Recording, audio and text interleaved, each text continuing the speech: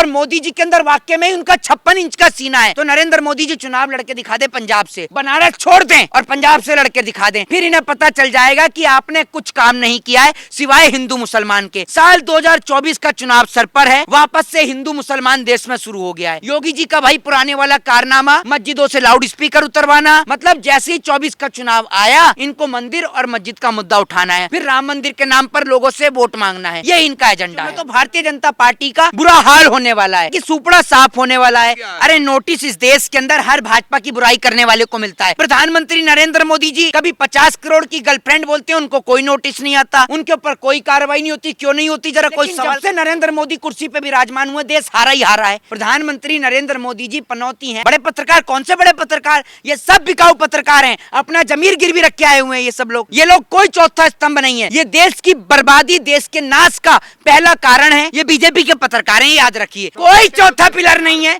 इस चौथे पिलर ने देश का बेड़ा गर्क कर दिया। सर, मध्य प्रदेश, राजस्थान तमाम इलेक्शन खत्म हो गए, आप तमाम जगहों से घूम कर आए हैं, क्या लग रहा है, क्या दिख रहा है आपको? देखिए एक बात मैं आपको बता देता हूँ कि मैं मध्य प्रदेश भी गया, मैं गया राजस्थान भी, ठीक है, छत्तीसगढ़ भी और तमाम जगह पर गया, तेलंगाना भी गया। लेकिन एक बात मैं आपको बता दूं कि इन चारों राज्यों में तो भारतीय जनता पार्टी का बुरा हाल होने वाला है। कहने का मतलब है कि सुपड़ा साफ होने वाला है। लेकिन मुझे एक बात ये समझ में नहीं आ रही, जिस मध्य प्रदेश की जनता मध्य प्रदेश के शिवराज सिंह चौहान जैसे टिकटॉक बनाने वाले मुख्यमंत्री को भगाना चाहती है, तो उस देश को, इस देश की दलाल मीडिया कैसे वापस से अपने ओपिनियन पोल पर दिखा रही है कि बीजेपी आ रही है।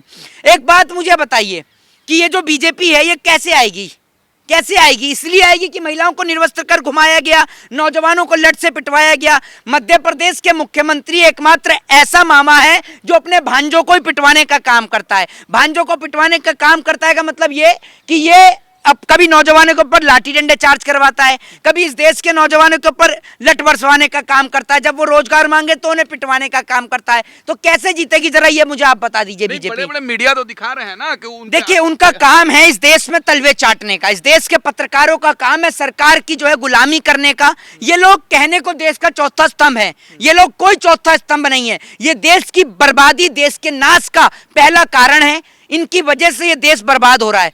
देश में जितना भी नफरत का जहर घोला जाता है, हिंदू मुसलमान का हो, मंदिर मस्जिद का हो, वो इन्हीं की देन है। ये 24 घंटे अपने टेलीविजन पर हिंदू मुस्लिम मंदिर मस्जिद करवाने का कार्य करते हैं। अभी आप ये देखिए उत्तर प्रदेश के मुख्यमंत्री योगी आदित्यनाथ, वो गए वहां तेलंगाना जाकर कहते हैं कि इसका नाम बदल के, हैदराबाद का नाम बदल के जो है वो भाग्यनगर कर देंगे। एक बात आप मुझे बताइए, आप हर जगह नाम बदल देते हैं, और नाम बदलने का तो इनको इतना शौक है कि इन्होंने सरदार पटेल के नाम का स्टेडियम का नाम बदल के नरेंद्र मोदी के नाम पर कर दिया, और स्टेडियम में मोदी जी का नाम बदल के पनौती कर दिया। ये बड़ा ही गजब खेल हुआ। लेकिन एक बात मुझे आप बताइए कि अभी कहेंगे तो जेल केस हो जाएगी, राहुल गांधी को भी नोटिस मिल गया है। अरे नोटिस इस देश के अंदर हर भाजपा की बुराई करने वाले को मिलता है, ना तो मैं नोटिस से डरता ना किसी चीज से डरता, ये बात मैं आपको बताता हूँ। दूसरी बात ये कि वो नोटिस रमेश बिदुड़ी को क्यों नहीं मिलते? वो रमेश बिदुड़ी जो पार्लियामेंट के अंदर खड़े होकर एक पूरी कम्युनिटी के लिए ही अपशब्दों का इस्तेमाल करता है, उस पर तो कुछ नहीं होता। प्रधानमंत्री नरेंद्र मोदी जी कभी 50 करोड़ की गर्लफ्रेंड बोलते हैं, उनको कोई नोटिस नहीं आता, उनके ऊपर कोई कार्रवाई नहीं होती। क्यों नहीं होती जरा कोई सवाल का जवाब देगा? देश के प्रधानमंत्री चारों राज्य में चुनाव प्रचार करने के लिए गए, तेलंगाना गए, छत्तीसगढ़ गए, राजस्थान गए और मध्य प्रदेश गए। लेकिन कोई प्रधानमंत्री से पूछे कि आप मिजोरम प्रचार करने क्यों नहीं गए?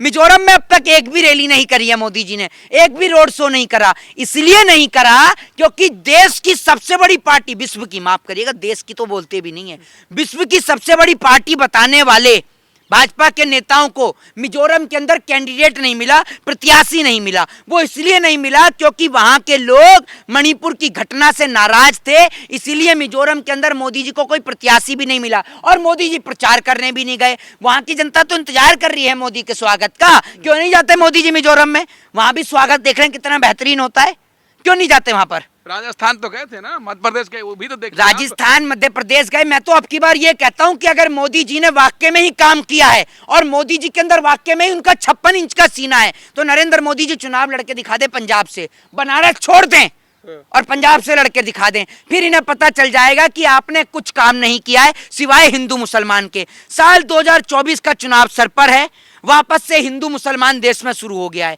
योगी जी का भाई पुराने वाला कारनामा, मस्जिदों से लाउड स्पीकर उतरवाना, मस्जिदों को लेकर चर्चा करना, वही शुरू हो गया है। अभी आपने देखा होगा मस्जिदों से लाउड स्पीकर योगी जी उतरवाने शुरू कर दिए हैं। मतलब जैसे ही 24 का चुनाव आया, इनको मंदिर और मस्जिद का मुद्दा उठाना है, फिर राम मंदिर के नाम पर लोगों से वोट मांगना है, ये इनका एजेंडा है। तेलंगाना में कह रहे 4% जो मुसलमानों को रिजर्वेशन मिलता है वो छीन के जो है SC ST OBC को दे देंगे।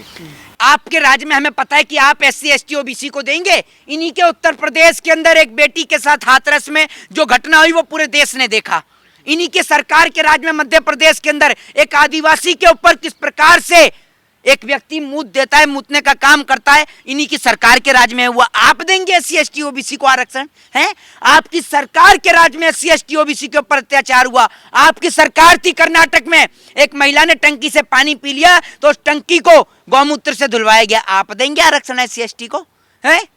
राहुल गांधी लगातार प्रधानमंत्री का अपमान कर रहे हैं, कह रहे पनौती है, जेब कतरों से तुलना कर रहे हैं। अरे भाई एक बात मुझे बताइए, देश की जनता की जेब तो साफ करिए ना, साफ नहीं करी क्या? कैसे कर दी साफ? है?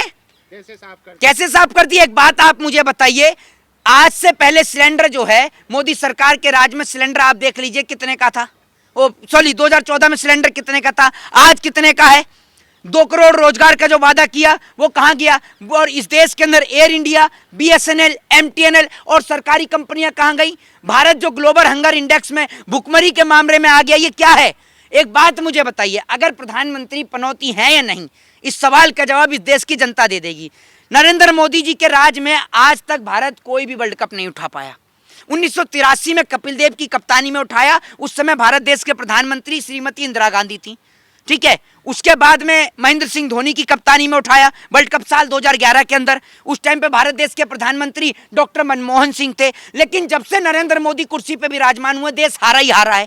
मोदी जी के राज में पुलवामा जैसी घटना हुई, नरेंद्र मोदी जी के राज में इस देश के नौजवानों को पीटा गया, नरेंद्र मोदी जी के राज में महिलाओं को निर्वस्त्र करके घुमाया गया। और सबसे बड़ी बात, जब ये सब घटना हो रही थी उस वक्त हमारे देश का प्रधानमंत्री विदेश की यात्रा पे बिजी था। जब हमारे देश में घटना हो रही थी, हमारे देश के जवान शहीद हो रहे थे, तब हमारा प्रधानमंत्री मैन वर्सेस वाइल्ड की शूटिंग में व्यस्त था। जब हमारे देश में महिलाओं को निर्वस्त्र करके घुमाया जा रहा था, हमारे देश का प्रधानमंत्री मिस्र के दौरे कर रहा था।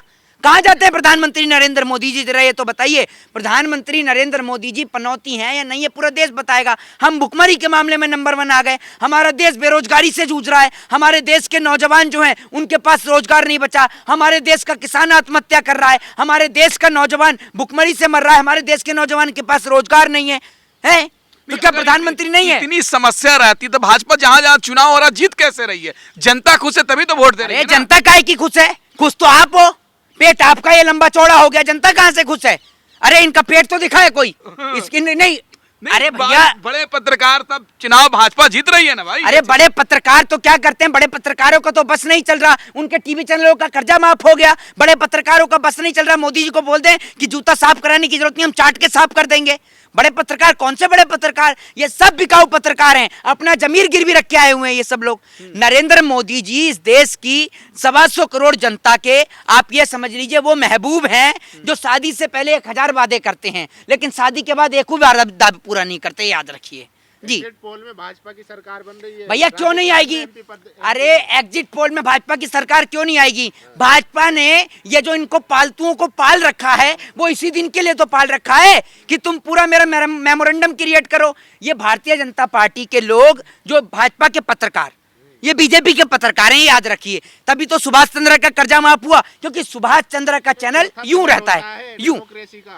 मीडिया चौथा पिलर, कोई चौथा पिलर नहीं है। इस चौथे पिलर ने देश का बेड़ा गर्क कर दिया। चौथा पिलर 24 घंटे मंदिर मस्जिद, पाकिस्तान में ये हो गया, पाकिस्तान में वो हो गया। मुझे यही समझ में नहीं आता कि हम भारत में रह रहे हैं, पाकिस्तान में रह रहे हैं। अरे पाकिस्तान में जो होता है होने दो, भारत का तो दिखा दो।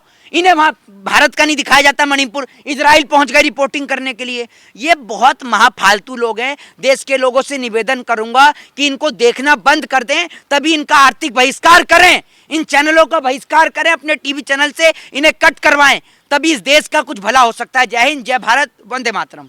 नेशनल दस्तक की आपसे गुजारिश है कि अगर इसको बचाना चाहते हैं तो नेशनल दस्तक को सब्सक्राइब करने के लिए रेड कलर के सब्सक्राइब बटन को दबाएं, फिर बेल आइकन की घंटी दबाएं, नेशनल दस्तक को बचाने के लिए बहुत जरूरी है कि हर खबर को शेयर करें, लाइक करें, कमेंट जरूर करें।